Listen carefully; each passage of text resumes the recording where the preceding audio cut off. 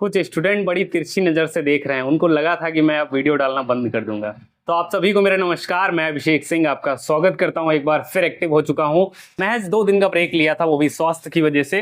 तो कब होगा डॉक्यूमेंट वेरिफिकेशन आपका, ये बहुत बड़ा सवाल है, क्योंकि सारे स्टूडेंट को करवानी है अपनी टिकट बुकिंग। तो भाई टिकट बुकिंग जो एक्सपेक्टेड डेट है वो सबसे पहले बता देता हूँ, 23 से 25 होने वाली है और लगभग 1 हफ्ते तक चलता है। इस बार पीजी में क्या हुआ, वैसे ये नहीं होता था, लेकिन पीजी में इस बार क्या हुआ, पीजी में ये हुआ कि 28 तक वेरिफिकेशन की ऑफिशियल डेट दी गई थी और 4 के पहले अगर आप नहीं करवाएंगे तो एडमिशन कैंसिल हो जाएगा। तो बहुत सारे स्टूडेंट का एडमिशन हो गया भाई कैंसिल। तो सबसे पहले आपको एक्सपेक्टेड डेट ये है, अभी ऑफिशियल कुछ भी डाटा नहीं आया है। दूसरी चीज, कौन कौन से डॉक्यूमेंट लगने वाले हैं, क्योंकि सबसे बड़ा सवाल यही है, और किस सीक्वेंस में लगेंगे। जी हाँ, एक सीक्वेंस डिसाइड होता है, उसी सीक्वेंस में सारे डॉक्यूमेंट लगाए जाते हैं। और मैं आपको एक और चीज बता देता हूं, चैनल को सब्सक्राइब कर लेना।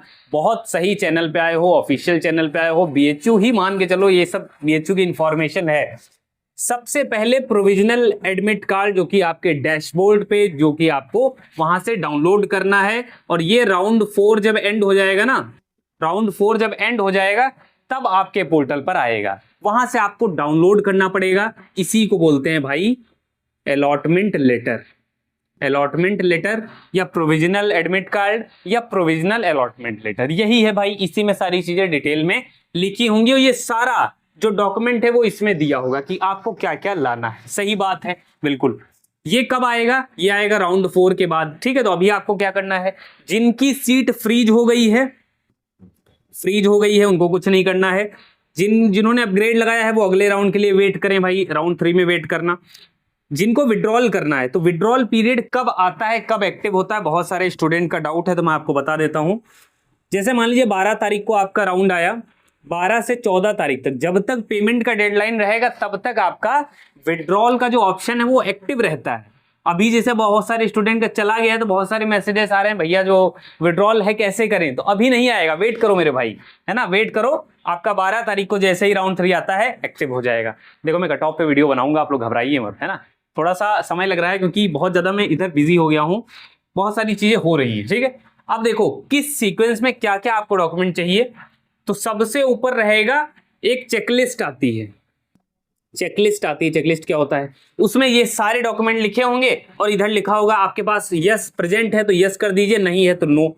अगर ओरिजिनल है तो यस करिए, अगर कॉपी है तो इधर यस करिए। ऐसे करके एक चेकलिस्ट होगी, वो सारी चीजें। ठीक है, इसके बाद वहां पर सबसे ऊपर आपको प्रोविजनल एडमिट कार्ड रखना है, फिर आपको बीएचयू का रजिस्ट्रेशन फॉर्म विद प्रेफरेंस, जिसमें प्रेफरेंस शीट भी है। ठीक है, उसके बाद आपका सीयूटी का एप्लीकेशन फॉर्म हो गया जो रजिस्ट्रेशन करते वक्त, उसके बाद आपका सीयूटी का एडमिट कार्ड हो गया, स्कोर कार्ड हो गया। इसी सीक्वेंस में लगाना है, जिस सीक्वेंस में, जिस नंबर के हिसाब से मैंने लिख रखा है।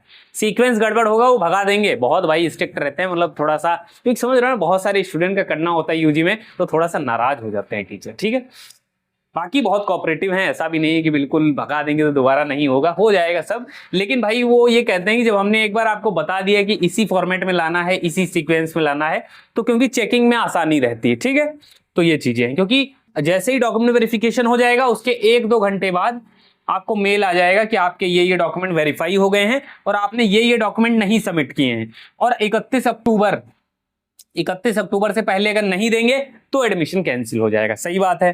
ठीक है, 12th की मार्कशीट, फिर है आपको देनी 10th की मार्कशीट। कुछ स्टूडेंट के साथ 12th की मार्कशीट के साथ सर्टिफिकेट होता है तो दे दीजिए, वरना कोई दिक्कत नहीं है, इन सबसे कोई बहुत बड़ा प्रभाव नहीं पड़ने वाला है। कैटेगरी सर्टिफिकेट, अब देखिए जनरल है तब तो कुछ नहीं लगेगा भाई। अगर मान लीजिए आपका ईडब्ल्यूएस है, हिंदी है, इंग्लिश है, स्टेट से बना है, कोई दिक्कत नहीं, सब कुछ चलेगा। बस क्या है, रेवेन्यू ऑफिसर, ठीक है, और आपका होना चाहिए तहसीलदार हो गया, आपका डीएम एसडीएम, ये सब चल जाएगा। ठीक है, दिक्कत आती है ओबीसी में। ओबीसी सर्टिफिकेट पहली चीज सेंट्रल लेवल का होना चाहिए। ईडब्ल्यूएस आपका होना चाहिए 1 अप्रैल 2026 का। देखो फॉर्म में लगा था 1 जनवरी का, लेकिन जब पीजी का काउंसलिंग हो रहा था तो वो 1 अप्रैल 2026 का मांग रहे थे। तो भाई ये चीज ध्यान रखना, बनवा लो, मैं ये कह रहा हूं, हो सकता है 1 जनवरी का ही लग जाए, लेकिन सेफ साइड के लिए मैंने आपको बता दिया, क्योंकि ये चीज पीजी में हुई है। अब डाउट ये है कि भैया ओबीसी ओबीसी का 1 जनवरी का लग जाएगा, 1 जनवरी 2026 का। सेंट्रल का होना चाहिए, सेंट्रल का होने से ये वेरीफाई हो जाता है कि आपकी जो कास्ट है वो सेंट्रल लिस्ट में आ रही है, क्योंकि जिनकी नहीं आती है उनका बनता भी नहीं है, ठीक है।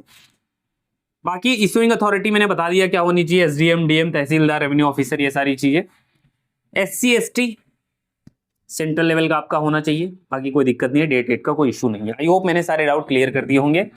ध्यान रखना फॉर्मेट जो है सेंट्रल लेवल का होना चाहिए। कैटेगरी सर्टिफिकेट, देखो इनकम नहीं चाहिए।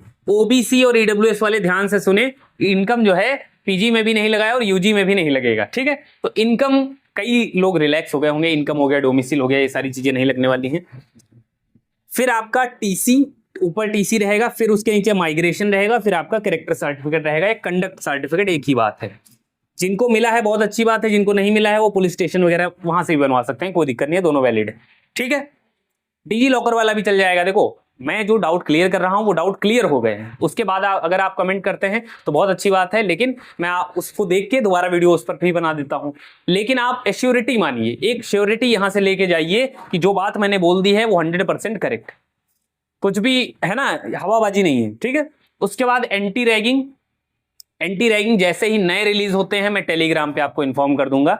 बाकी आप चाहें तो मात्र 99 में मेरे पर्सनल काउंसलिंग ग्रुप में जुड़ सकते हैं। दिए गए ईमेल आईडी पे आप सीधे अपना नंबर भेज दिए या फिर इंस्टाग्राम पे नंबर भेज दीजिए, आपको ग्रुप में जोड़ दिया जाएगा, ठीक है। एंटी रैगिंग पहले स्टूडेंट का फिर पेरेंट का। एक और डाउट मैंने देखा, क्या भैया पेरेंट्स को लाना जरूरी है? देखो मेरे भाई, अब तुम बीएससी में एडमिशन लेने वाले हो और अब आप जो है पेरेंट्स का रोल आप खुद ही अदा करने वाले हो। मतलब जिनके पेरेंट्स आ जाते हैं बहुत अच्छी बात है, लेकिन जिनके नहीं आ रहे हैं वो खुद ही साइन कर लें, कोई दिक्कत नहीं है ना। ये यहाँ के टीचर्स भी आपको बोलेंगे कि भाई अगर पेरेंट्स नहीं है तो आप खुद ही जो है, पेरेंट्स अगर नहीं आ सकते हैं तो आप खुद भी आ सकते हो, आप नहीं आ पा रहे हो तो भी चीजें चल जाएंगी, कोई दिक्कत नहीं। बस क्या है, ये सारे डॉक्यूमेंट सही से फिल होने चाहिए, ये सारे डॉक्यूमेंट सही से फिल होने चाहिए, ठीक है। उसके बाद डोजियर फॉर्म, 3 डोजियर फॉर्म निकलवाने होते हैं, ये जैसे ही नया रिलीज हो जाएगा मैं आपको बता दूंगा। 6 पासपोर्ट साइज फोटो, मैं बोलूंगा 12 करा लेना, ठीक है। इन सब की एक एक कॉपी लगती है, प्रोविजनल एडमिट कार्ड की 2-3 करा लेना, आगे काम ही पड़ेगा, लेकिन इन सब की एक एक फोटोकॉपी लगेगी, ठीक है। तो इतना है भाई, ये जो है ये आपके पास ओरिजिनल बस देखने के लिए लेते हैं, आपका कैटेगरी सर्टिफिकेट भी ओरिजिनल एक बार देखने के लिए लेते हैं, नहीं भी है तो भी कोई दिक्कत नहीं। जो भी पेंडिंग डॉक्यूमेंट होंगे वो आपको मेल में बताए जाएंगे, भैया टीसी नहीं है, सीसी नहीं है, माइग्रेशन नहीं है, इन सबके लिए अंडरटेकिंग लग जाता है 31 अक्टूबर से पहले। तो आई होप मेरे भाई फिजिकल डॉक्यूमेंट वेरिफिकेशन एकदम क्लियर हो गया होगा। आने वाले समय में और भी वीडियोस आएंगी, डेट से लेके क्या कैसे सब होने वाला है आपको पता है, बीएचयू की काउंसलिंग को पूरा निपटा दूंगा एकदम से, एक भी सिंगल डाउट नहीं रह जाएगा। और फिर कह रहा हूं चैनल को सब्सक्राइब करके रखना, इसकी अहमियत आपको तब पता लगेगी जब आपसे कोई गलती हो जाएगी। तो मैं नहीं चाह रहा हूं आपसे गलती हो, एक सीनियर की एडवाइस समझ लो, एक भैया की एडवाइस समझ लो कि भाई चैनल सब्सक्राइब करके रखो, बाद में जो मर्जी हो कर लेना, कोई दिक्कत नहीं। तो मिलते हैं नेक्स्ट वीडियो पे, चैनल पर नए हो तो सब्सक्राइब कर लें।